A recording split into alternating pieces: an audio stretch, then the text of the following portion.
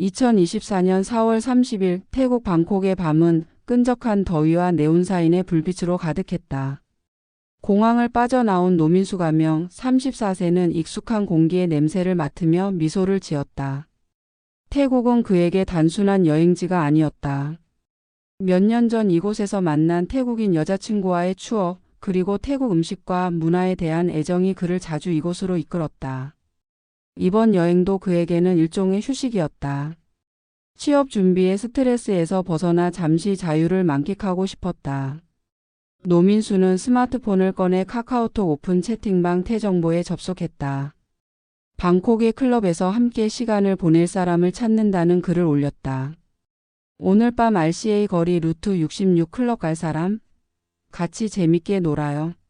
그의 글은 빠르게 채팅방에 묻혔지만 곧 한 남성에게서 답이 왔다. 형, 저도 루트 66 가려고 했어요. 같이 갈까요? 상대는 자신을 이용진이라고 소개했다. 27살 여행 가이드로 일하며 방콕을 잘 안다고 했다. 노민수는 그의 친근한 말투에 끌렸다. 좋아요. 그럼 거기서 9시쯤 만나죠. 그렇게 약속이 성사되었다. 5월 2일 저녁 노민수는 오토바이 택시를 타고 RCA 거리로 향했다. 루트 66 클럽은 한국인 관광객들로 북적이는 곳이었다. 클럽 안은 EDM 음악과 사람들의 웃음소리로 가득했다. 노민수는 익숙한 분위기에 몸을 맡기며 맥주를 한 모금 마셨다.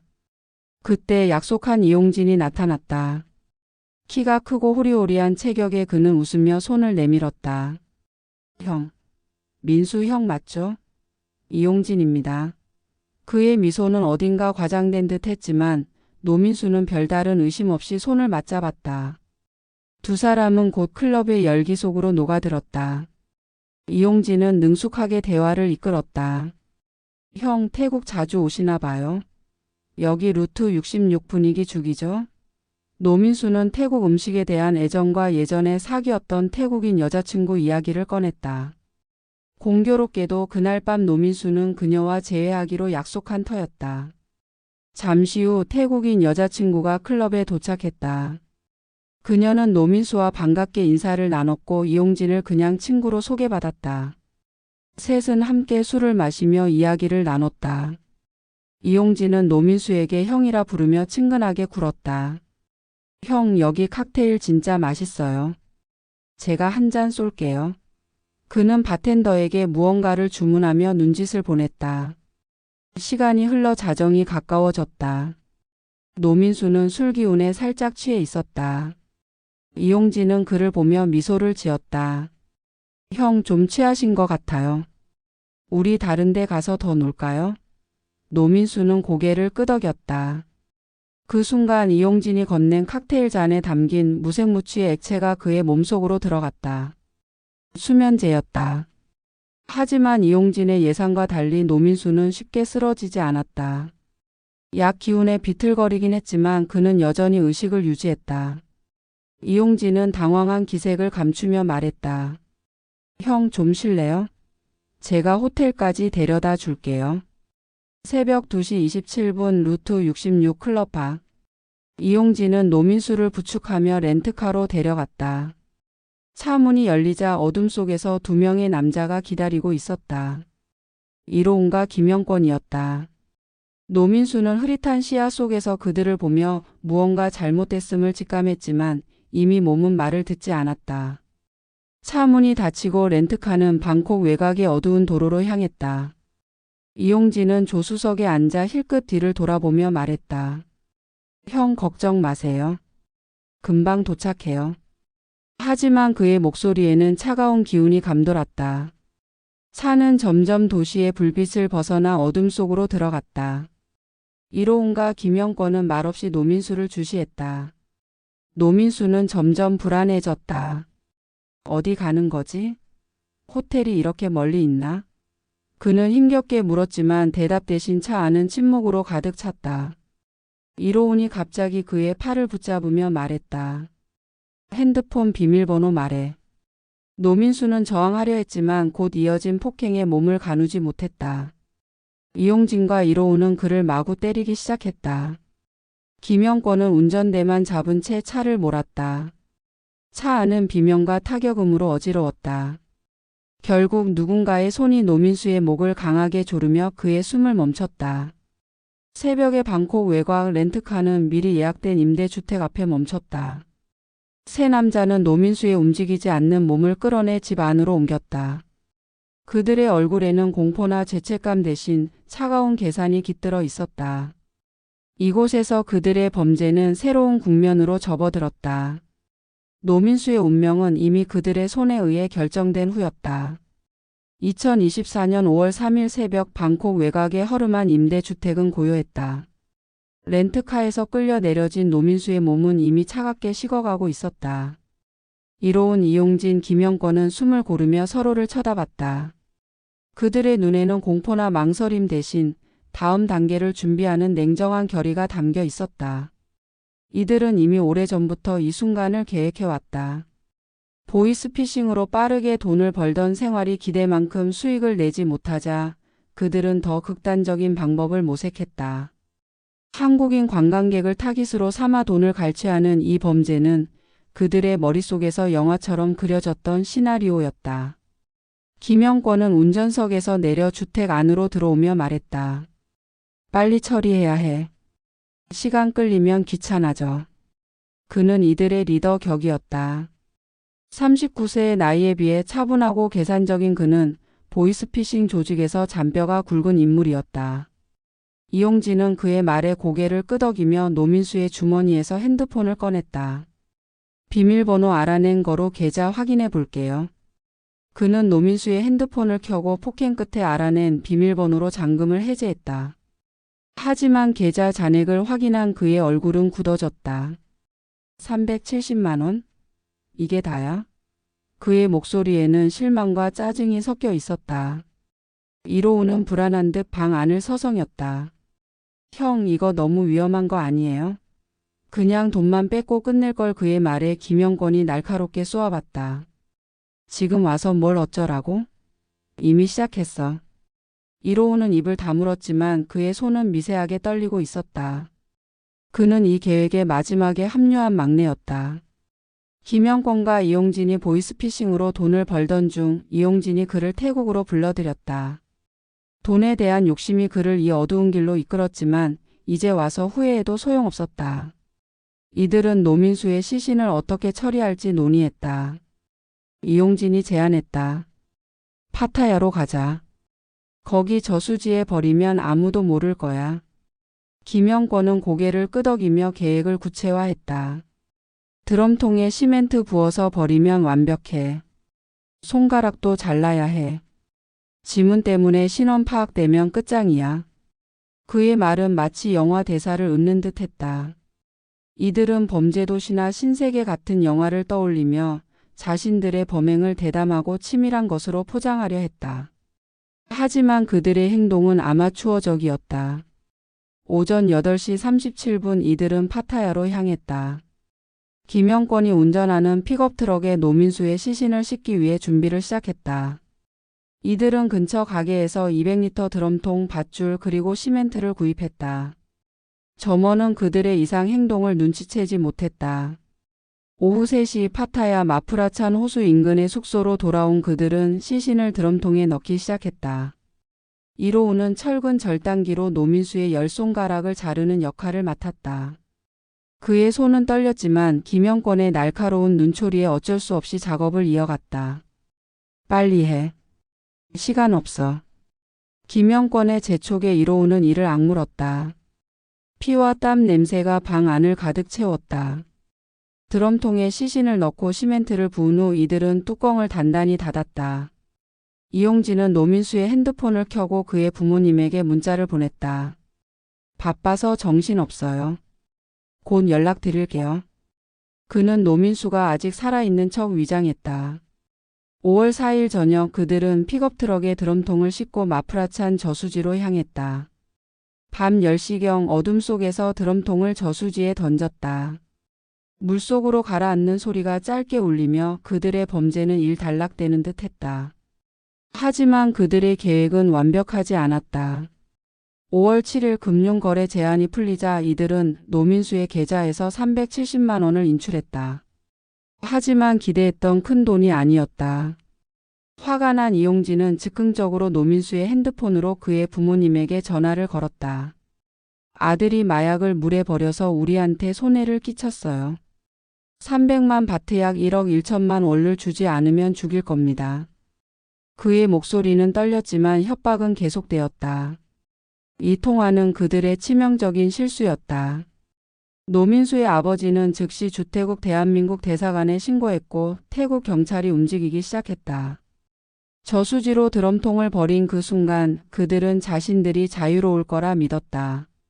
하지만 그들의 발자취는 이미 CCTV와 노민수의 태국인 여자친구의 증언으로 좁혀지고 있었다. 어둠 속에서 시작된 그들의 범죄는 이제 빛 아래로 드러날 준비를 하고 있었다. 2024년 5월 7일 태국 촌부리주 박나뭉의 마프라찬 저수지는 잔잔했다. 물속 깊은 곳에 가라앉은 200리터 드럼통은 누구의 눈에도 띄지 않았다. 이로운 이용진, 김영권은 자신들의 범죄가 완벽히 은폐되었다고 믿었다. 하지만 그들의 자신감은 오래가지 못했다. 노민수의 부모님에게 보낸 협박 전화는 태국 경찰의 레이더에 그들을 올려놓았다. 주태국 대한민국 대사관의 신속한 신고로 태국 경찰은 수사에 착수했다. 5월 8일 태국 경찰은 노민수의 태국인 여자친구를 신문했다. 그녀는 5월 2일 밤 방콕 RCA 거리의 루트 66 클럽에서 노민수를 마지막으로 만났다고 증언했다. 그날 민수가 한국인 남자와 같이 있었어요. 그냥 친구라고 했죠. 그녀의 말은 경찰에게 중요한 단서를 제공했다. 경찰은 클럽 주변의 CCTV를 샅샅이 분석했다. 5월 3일 새벽 2시경 한 한국인 남성이 노민수를 렌트카에 태우는 장면이 포착되었다. 렌트카의 번호판과 운전자의 모습은 흐릿했지만 수사를 좁히기에 충분했다.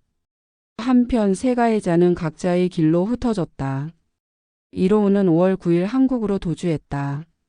전북 정읍의 자택으로 돌아온 그는 평범한 일상을 가장하며 경찰의 눈을 피하려 했다. 하지만 그의 행동은 불안으로 가득했다. 밤마다 마프라찬 저수지의 물소리가 귓가에 맴돌았다. 이용진은 캄보디아 프놈펜으로, 김영권은 라오스를 거쳐 베트남으로 도피했다. 그들은 서로 연락을 끊고 각자 숨어들었다. 하지만 태국 경찰은 이미 그들의 신원을 파악하고 있었다. 인터폴 적색 수배가 발령되며 가해자들의 여권 정보와 얼굴이 태국 현지 언론에 공개되었다. 5월 12일 태국 경찰은 마프라찬 저수지에 잠수부들을 투입했다. 노민수의 부모님에게서 협박 전화를 받은 지 닷새 만이었다. 2시간에 걸친 수색 끝에 저수지 바닥에서 드럼통이 발견되었다. 인양된 드럼통을 열자 시멘트와 혈액이 뒤섞인 끔찍한 광경이 드러났다. 피해자의 얼굴은 형체를 알아볼 수 없을 정도로 훼손되었고 손가락 10개가 모두 절단되어 있었다. 태국 경찰은 즉시 시신의 신원을 확인하기 위해 한국 당국과 협력했다. 한국의 지문 데이터베이스와 대조한 결과 피해자가 노민수임이 확인되었다. 같은 날 저녁 한국 경남경찰청 형사기동대는 전북 정읍에 있는 이로운의 자택을 급습했다. 오후 7시 46분 이로운은 저항 없이 체포되었다. 저는 살인에 가담하지 않았어요. 그는 경찰에게 강하게 항변했지만 그의 떨리는 목소리는 죄책감을 감추지 못했다. 경찰은 그를 살인 방조 혐의로 구속영장을 신청했다. 이로운의 체포 소식은 태국과 한국 언론을 통해 빠르게 퍼졌다. 그의 얼굴과 신상은 태국 현지 특성상 모자이크 없이 공개되었고 이는 다른 두 가해자에게도 압박으로 작용했다. 5월 13일 밤 캄보디아 프놈펜의 한 허름한 숙소. 이용진은 불안한 눈으로 창밖을 내다보고 있었다. 태국 경찰의 수사가 자신에게 다가오고 있음을 직감했다. 그는 위조 여권으로 국경을 넘었지만 캄보디아 주재 한국 대사관의 첩보가 그를 놓치지 않았다. 5월 14일 새벽 0시 10분 경찰과 한국 당국이 합동으로 숙소를 급습했다. 이용진은 체포되는 순간에도 침착하려 애썼다. 오해입니다. 저는 그냥 돈을 빌리려 했을 뿐이에요. 하지만 그의 변명은 경찰의 귀에 들어오지 않았다. 그는 7월 9일 프놈펜 국제공항에서 한국으로 압송되었다.